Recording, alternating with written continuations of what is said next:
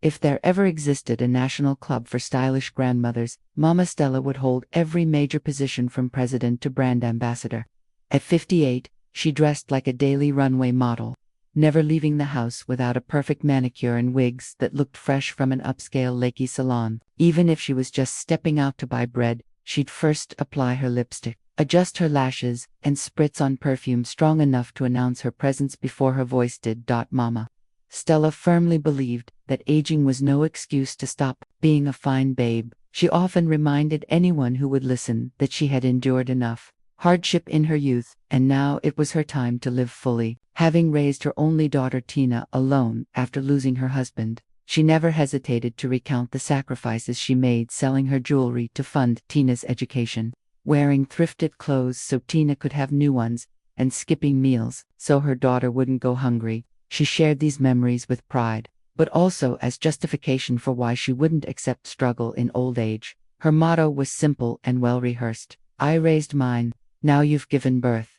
You'll carry your own. To Mama Stella, babysitting was a sentence she had already served, so when Tina asked for help with the kids, Mama Stella would either brush it off with a laugh or reel off a packed schedule, be it a spa day, a social gathering, or an unmissable church program. Tina, a devoted mother of two 7 and 4-year-old Tega, was constantly balancing parenting with a demanding job in banking. Her husband worked in another state, so any assistance from her mother would have been a lifeline, but Mama Stella believed she had fulfilled her duty. Typical conversations would go like this: Mommy, can you help me with the kids this weekend? Mama Stella's eyes would widen. I have plans. Children nowadays are too energetic. I can't be chasing anyone around at my age. Despite Tina's respect and love for her mother, she often felt disappointed. She saw other grandmothers joyfully taking their grandkids to church or treating them to outings. Her own mother behaved like the kids were strangers she only needed to wave at. Mama Stella would occasionally visit, but never long enough to be helpful. She loved the children, no doubt, but to her, affection didn't equal full-time caregiving. She'd play with them briefly, take a photo for Facebook, plant a kiss on their forehead, and return them like borrowed property. Her calendar was always full: brunches with friends, midweek services, women's meetings, mini vacations, and of course, the high-profile parties where she dazzled in her lace and gel. Mama Stella had built a name for herself as a glamorous grandma who loved her family but loved her personal freedom more. She thought she could juggle both with no conflict. That's why during real emergencies, last-minute shifts, or breakdown moments, Tina often tried everyone else before calling her mother, already expecting a firm but polite no. Then came one desperate Thursday. Tina was at her office desk analyzing data when her phone vibrated urgently. Her boss's name appeared. In banking, unexpected calls from your manager usually meant either trouble or a task that would wreck your weekend. Good morning, sir, she answered. Tina, you're flying to Abuja this evening for a major client event. You'll represent the branch. It's a 2-day trip. Her heart dropped. Her husband was still in Port Harcourt. The house help had traveled for a family funeral and wouldn't return till Monday. And in Lagos, neighbors were more likely to hide stolen goats than volunteer for babysitting duties. Frantically, Tina went through her mental list. Everyone was unavailable. Only one name remained: Mama Stella. She stared at her phone like it was an enemy. She could already hear the rejection. 2 days. I have a party on Saturday. And those kids will wear me out. Still, desperation crushes pride faster than swallowing gari without sugar. She dialed. Her mother's familiar voice came through. Hello, my darling. How's work? Mommy, please don't say no yet. I really need your help.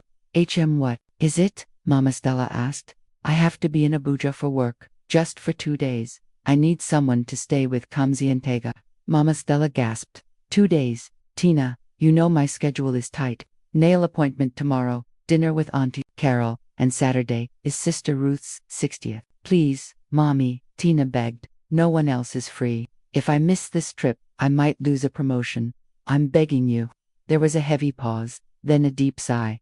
Fine, I'll do it.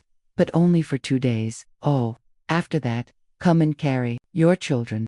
I won't join Mountain of Fire because of blood pressure. Tina nearly collapsed in gratitude. She promised to prepare food and organize everything. Later that day, she called to confirm. Mommy, I'll bring the kids to your place after school. But Mama Stella interrupted. No need, I'll come to your house. they're more comfortable in their own environment. And so, Mama Stella arrived that evening, looking like a tourist on vacation heels, matching bag, oversized sunglasses, and a suitcase in tow.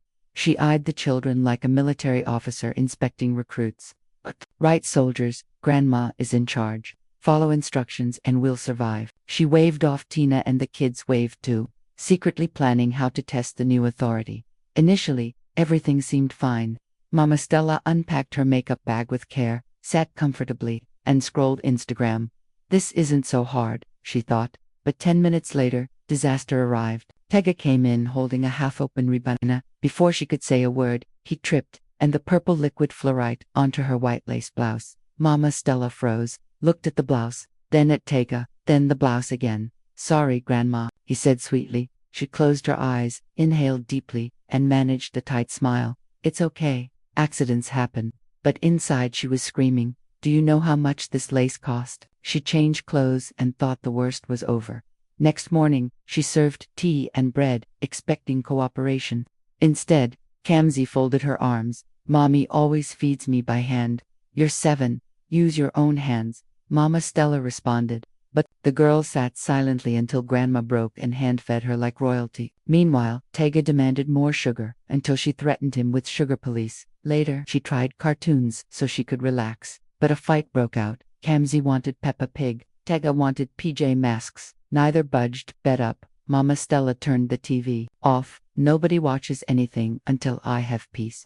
Huge, dramatic, sulking, and muttering. At noon, she posted a smiling photo with the caption, spending quality time with my grandbabies. By 4 p.m., after more toy fights and a bathroom accident, her status read, God, give me strength. Evening came. She managed dinner and bedtime, only to face fresh demands. Kamsi wanted a silly voice bedtime story. Tega insisted on Baby Shark 10 times. By the time they slept, Mama Stella was drained. Collapsing on the couch, she whispered, people do this every day. The next morning, her knees ached, voice hoarse from shouting, and wig off, but pride wouldn't let her quit. She got up, prayed, and braced herself. The house was suspiciously quiet. She crept into the living room. Kamsi and Tega were decorating her most expensive wig, with crayons like modern art gone wrong. She screamed a full throttle, African mother scream, Jesus. My donor hair. 2 neighbors rushed in. One teenage boy began recording the scene. Grandma, calm down, said Mama Aisha. They're just being creative. Creative. This wig costs more than my pension. By evening, the video was viral. Caption, even slay grandmas must babysit. Comments poured in. To change the vibe, Mama Stella took them for ice cream. She dressed up, determined to restore her image. At the shop. It started well until Tega's cone smacked. A stranger and felt Kamsi spilled chocolate syrup all over Mama Stella's bag. Madam, control your children, the attendant said. My children. I mean, grandchildren. Mama Stella corrected. Teen girls nearby giggled while recording the drama. Another video went viral. Grandma going today. Back home, her phone buzzed nonstop. Friends teased. Your Slay Queen ministry has been attacked. Then came Tina's call. Mommy, I have bad news. The event was extended. 1 more day. Mama Stella nearly crushed her phone. You want to kill me? But she had no choice. The next morning, drenched by kitchen chaos, her friend Chinny video called Chinny. These children are spiritual warfare. Chinny laughed uncontrollably. I'm recording this. That video also trended. Her rant became a meme. Yet that evening, something shifted. Kamsi gifted her a drawing that said, We love Grandma.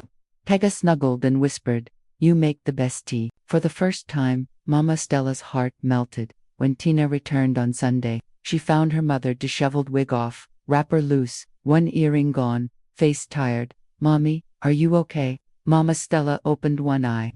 Your kids are deliverance agents. I've seen things. Tina laughed until tears came. I told you, Mama Stella replied. They're a ministry. You need anointing to survive. Tina checked her social media videos everywhere. Her mother's viral clips had thousands of views. Mommy, you're trending. Mama Stella groaned. Bury me now. Still, not all comments were mocking. Some praised her effort. Others tagged, Friends, this'll be you someday. Later that evening, the kids hugged their grandma tightly. "Can we come next weekend?" Mama Stella almost said no, but then remembered the drawing, the cuddles. She sighed. "Okay, one weekend, but no Rabina near my white clothes." They cheered. From then on, Tina didn't need to beg.